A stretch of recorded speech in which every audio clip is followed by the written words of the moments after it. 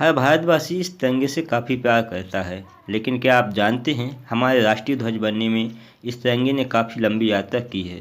साथ ही इस तिरंगे में भी काफ़ी परिवर्तन हुए हैं।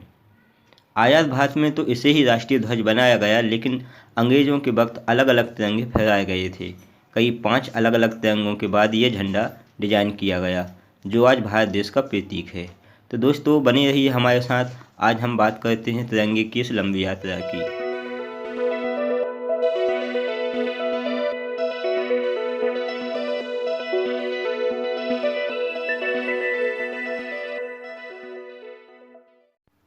वर्तमान में भारत के राष्ट्रीय झंडे में 3 रंग की पट्टियां हैं। सबसे ऊपर केसरिया, बीच में सफ़ेद और नीचे गहरे हरे रंग की पट्टी, और ये तीनों समानुपात में हैं। झंडे की चौड़ाई का अनुपात इसकी लंबाई के साथ 2:3 का है। सफ़ेद पट्टी के बीच में गहरे नीले रंग का एक चक्र है। यह चक्र अशोक की राजधानी सारनाथ के शेर के स्तंभ पर बना हुआ है। इसका व्यास लगभग सफ़ेद पट्टी की चौड़ाई के बराबर होता है और इसमें 24 तीलियां हैं। अंग्रेज़ों के वक्त फहराया गया पहला राष्ट्रीय ध्वज 7 अगस्त 1906 को पारसी बागान चौक, कलकत्ता में फहराया गया था। इस ध्वज को लाल, पीले और हरे रंग की पट्टियों से बनाया गया था। इसमें ऊपर हरा, बीच में पीला और नीचे लाल रंग था। साथ ही इसमें कमल के फूल और चांद सूरज भी बने थे। दूसरा झंडा पेरिस में मैडम कामा और 1907 में उनके साथ निर्वासित किए हुए कुछ क्रांतिकारियों द्वारा फहराया गया था। हालांकि कई लोगों का कहना है कि यह घटना 1905 में हुई थी। यह भी पहले ध्वज के जैसा ही था। हालांकि इसमें सबसे ऊपर की पट्टी पर केवल एक कमल था और 7 तारे सप्तऋषि को दर्शाते हैं। यह झंडा बर्लिन में हुए समाजवादी सम्मेलन में भी प्रदर्शित किया गया था। दोस्तों तीसरा राष्ट्रीय ध्वज 1917 में आया, जब हमारे राजनीतिक संघर्ष ने एक निश्चित मोड़ लिया था। डॉक्टर एनी बेसेंट और लोकमान्य तिलक ने घरेलू शासन आंदोलन के दौरान इसे फहराया था।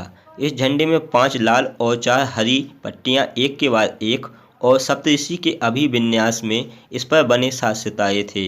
वहीं बाईं और ऊपरी किनारे पर यूनियन जैक था। एक कोने में सफ़ेद अर्धचंद्र और सितारा भी था।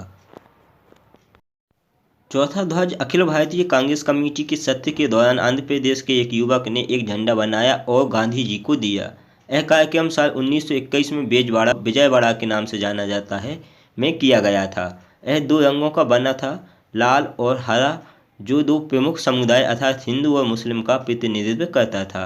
गांधी जी ने सुझाव दिया कि भारत के शेष समुदाय का प्रतिनिधित्व करने के लिए इसमें एक सफ़ेद पट्टी और राष्ट्र की प्रगति का संकेत देने के लिए एक चलता हुआ चरखा होना चाहिए।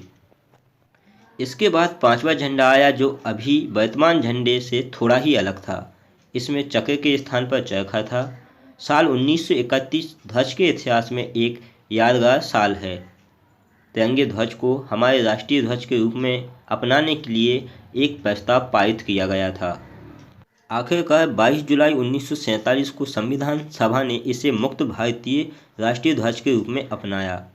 स्वतंत्रता मिलने के बाद इसका रंग और उनका महत्व बना रहा। केवल ध्वज में चलती हुई चरखे के स्थान पर सम्राट अशोक के धर्मचक्र को दिखाया गया। इस प्रकार कांग्रेस पार्टी का तिरंगा ध्वज अंततः स्वतंत्र भारत का तिरंगा ध्वज बना।